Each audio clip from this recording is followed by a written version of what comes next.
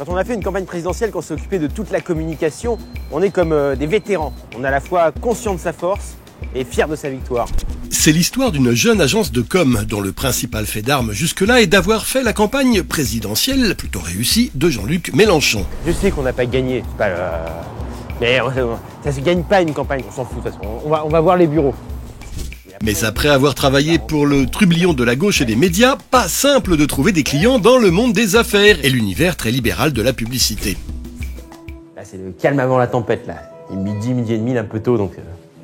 C'est quoi l'ordre du jour, là? Qu'est-ce qu'on a comme deadline, comme sur le feu, là, en ce moment? Bah, tu sais qu'on n'a pas de clients. Qu'importe, les jeunes communicants se sont justement inspirés de ce vécu pour réaliser une web-série diffusée sur la chaîne YouTube Rendez-vous à Paris, l'agence. Il y a à la fois une thérapie de groupe, il y a une côté très catharsique, quoi. C'est-à-dire qu'on mettait en scène des choses qu'on vivait. Comment on se relève d'une campagne présidentielle avec toute la dimension engagée, militante qui a été celle de cette agence pendant cette campagne électorale. Et puis, comment on cherche de nouveaux clients, quels nouveaux clients, comment on s'y adapte. On laisse sonner un peu. Sinon, on se fait genre, on n'a pas de boulot, on est aux abois. On attend un petit peu. On va faire 5 sonneries, comme la valise RTL. Dans la web-série, une caméra de reportage suit Arnaud, le président de l'agence, et ses compères dans leurs locaux à Belleville. Le casting est composé des vrais membres de l'agence, aidés de 2 comédiens professionnels. Allô? On cherche quelqu'un de très connu, quelqu'un de contemporain, français, qui a un problème d'image et qui n'est pas mort. Ok? Alors, qu'est-ce qu'on a? Clément, Dominique Strauss-Kahn. Pas mal, Clément. Au cours des 6 épisodes de 6 minutes en moyenne, l'agence tente de faire la com de DSK, de Nutella, du Qatar ou de Coé. Vous, Coé, vous feriez vraiment le parrain idéal pour l'association de l'eau pour tous. L'idée, c'est de vivre en fait pendant 24 heures avec 10 litres d'eau, comme un Africain, normal. Vous êtes des malades ou... Vous êtes des malades ou quoi? Vous avez coupé l'eau? Oh non, c'est quoi ce travail là? Oh, vous avez vidé le liquide bleu. Le liquide bleu, c'est pas de l'eau, c'est du savon, d'accord? Il y avait une volonté de casser un petit peu l'image trop politique, donc d'aller chercher des gens dans un univers très différent. Et Coé correspond exactement à ça. Et comme notre cœur de métier, c'est de repositionner l'image de personnalité ou d'organisme, finalement, avoir une personnalité comme Coé et s'interroger sur comment on pouvait le repositionner, ça fait partie des exercices qu'on a, nous, quotidiennement. Ah voilà, bon, je vous ai préparé la facture, Ouais. Comme ça on gagne du temps. Alors j'ai pris sur moi, je vous ai fait moins 20% comme vous êtes notre premier client. Moins 20%. Bah Sur oui. quoi? Sur la prestation d'aujourd'hui, la journée sans eau, le buzz, l'épaisseur, enfin tout ça quoi. Le buzz? Je m'en fous du buzz, de l'épaisseur et tout. Vous me persécutez depuis le début de la journée avec toute l'équipe et tout, et en plus c'est moi qui raque? Elle est froide. Et ça t'excite, ça, hein?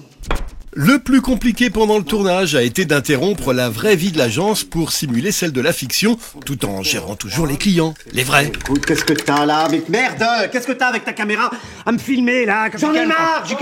Alors on avait pris soin en amont de prévenir les clients que ça allait être une fiction et qu'il fallait évidemment pas qu'ils imaginent qu'on travaillait dans des conditions pareilles. Donc tout le monde a été bien préparé et au final l'accueil a été bon chez les clients, au point que certains nous réclament aujourd'hui des web-séries. On va pas mettre en cause nos valeurs juste pour... Survivre? Eh ben si. Mais d'accord, tu vas aller voir Clara et tu vas lui dire qu'on le fait pas parce qu'on a des idéaux. Voilà. Non mais attendez, on est d'accord. C'est-à-dire sur les idéaux, ça c'est fondamental. C'est... Infantile. c'est ce que je leur ai dit. J'ai dit que c'était infantile. Alors bon, ils ont pas bien pris, mais ils ont compris, tu vois.